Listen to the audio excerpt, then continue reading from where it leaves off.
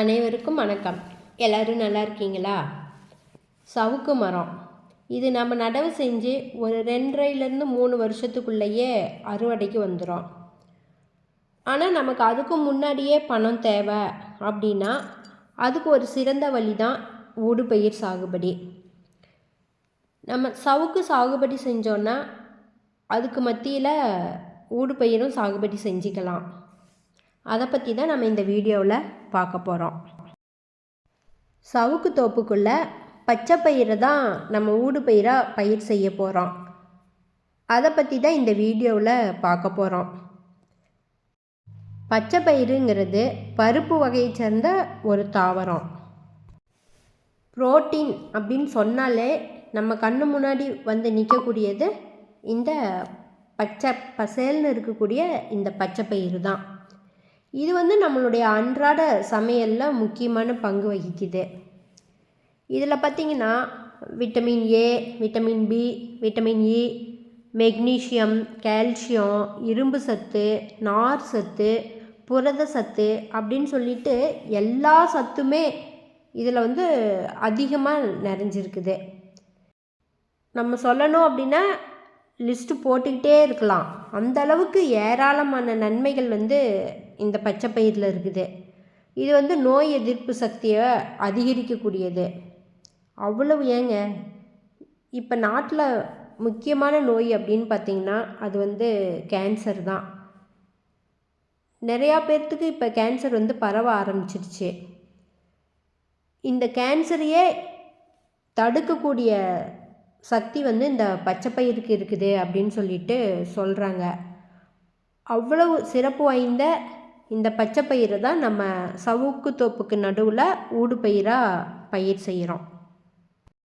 இதை தான் இன்றைக்கி இந்த வீடியோவில் பார்க்க போகிறோம். இந்த பச்சை பயிர் பார்த்திங்கன்னா செம்மண் நிலத்தில் ரொம்ப நல்லா வளரும். இது நாம் விதைச்சி ஒரு 70 to 80 நாள்லையே இதனுடைய காய்கள் வந்து அறுவடைக்கு வந்துடும். இதை வந்து நம்ம 2 முறையோ அல்லது 3 முறையோ நம்ம அறுவடை செஞ்சிக்கலாம். சவுக்கு தோப்புக்குள்ளே 2 வரிசைக்கு நடுவில் சும்மா இருக்கக்கூடிய அந்த இடத்துல வந்து நம்ம பச்சை பயிரை விதைச்சி விட்டுறலாம். இந்த தோப்புக்குள்ளே நம்ம வரிசையாக நடவு செஞ்சுருக்கிறதுனால மினி டிராக்டர் மூலமாக உழவு ஓட்டி விட்டுக்கிறோம்.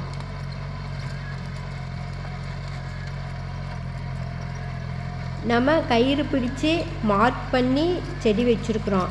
அதனால் பாருங்கள் எல்லாம் ஒரே லைனாக இருக்குது. நம்ம இந்த மாதிரி செடி வைக்கிறதுனால மினி டிராக்டர் மூலமாக ஓட்டுறதுக்கு ஈஸியாக இருக்கும். நம்ம மார்க் பண்ணாமல் வச்சோன்னா மினி டிராக்டர் மூலமாக ஓட்ட முடியாது. ஏன்னா செடியெல்லாம் அடிபடும். நம்ம வரிசையாக வச்சுருக்கிறதுனால எந்த பிரச்சனையும் இல்லாமல் மினி டிராக்டரில் நம்ம ஓட்டிக்கலாம்.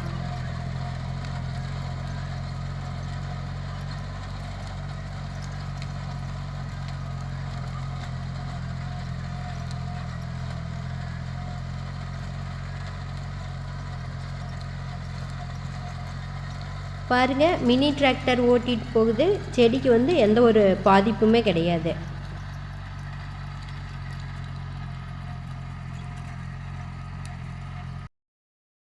சவுக்கு தோப்புக்குள்ளே நம்ம பச்சை பயிர் விதைக்கிறதுனால தனியாக தண்ணி பாய்ச்சணுங்கிற அவசியமும் கிடையாது. சவுக்குக்கு விடுற தண்ணியே அதுக்கு போதுமாக இருக்கும். இந்த பச்சை பயிர் பார்த்திங்கன்னா 70 to 80 நாள்லையே நமக்கு அறுவடைக்கு தயாராக இருக்கும். நாம் அறுவடை பண்ணிக்கலாம். அப்படி அறுவடை பண்ணிவிட்டு மீதி இருக்கக்கூடிய இலைகள் எல்லாம் பார்த்திங்கன்னா நிலத்தில் விழும். அந்த மாதிரி நிலத்தில் விழுறதுனால நமக்கு மண்ணில் இருக்கக்கூடிய அங்கக சத்து வந்து அதிகரிக்குது. அப்படி இல்லாமல் எங்களுக்கு காய்கள் எல்லாம் இதில் வேண்டாம், நாங்கள் இதை வந்து அப்படியே ஓட்டி விட்றோம் அப்படின்னாலும் நம்ம ஓட்டி விட்டுக்கலாம்.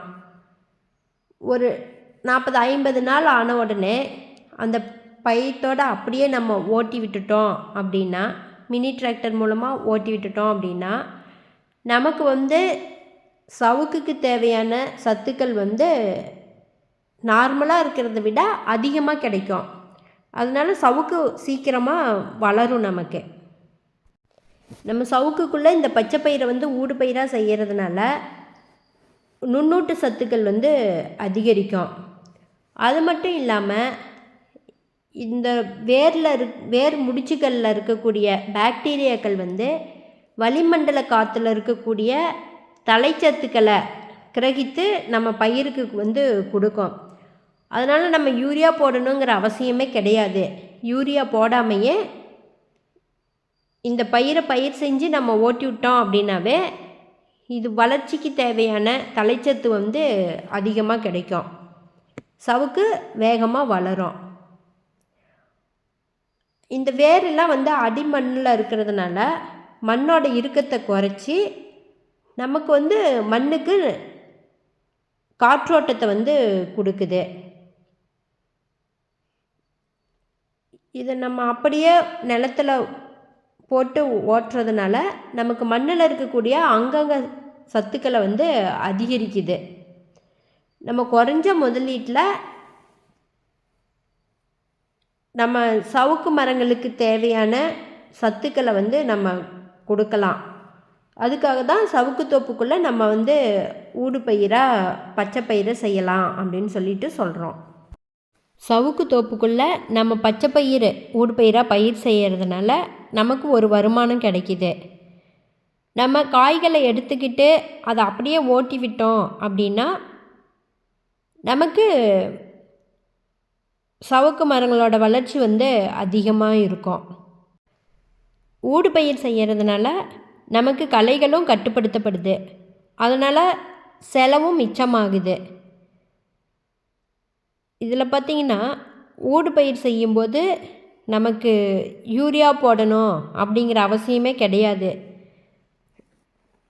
அதே மாதிரி களைகள் முளைக்கும், அதுக்கு நம்ம களை எடுக்கிறதுக்கு செலவு பண்ணணும் அப்படிங்கிற அவசியமும் கிடையாது. ஒரே கல்லில் 2 மாங்காங்கிற மாதிரி நமக்கு செலவும் மிச்சமாகுது, வருமானமும் அதிகரிக்குது. நீங்களும் சவுக்கு மரம் நடவு செய்யணும் அப்படின்னா நம்ம வெண்ணிலா பிளான்டேஷன் டெவலப்பர்ஸை காண்டாக்ட் பண்ணுங்கள். அதே மாதிரி மரம் வெட்டணும் அப்படின்னாலும் நீங்கள் இவங்கள தாராளமாக காண்டாக்ட் பண்ணலாம். உங்களுக்கு ஏதாவது சந்தேகம் இருந்தாலும் கேட்கலாம். இந்த வீடியோ உங்களுக்கு பிடிச்சிருந்ததுன்னா லைக் பண்ணுங்கள், கமெண்ட் பண்ணுங்கள், சப்ஸ்கிரைப் பண்ணுங்கள். கூடவே பெல் ஐக்கானையும் கிளிக் பண்ணுங்கள். அப்போ தான் இது மாதிரி ஒவ்வொரு புதுமையான வீடியோவும் உங்களுக்கு தவறாமல் கிடைக்கும். நீங்கள் உங்களுக்கு தெரிஞ்சவங்களுக்கு இந்த வீடியோவை ஷேர் பண்ணீங்க அப்படின்னா அவங்களுக்கும் பயனுள்ளதாக இருக்கும். நன்றி.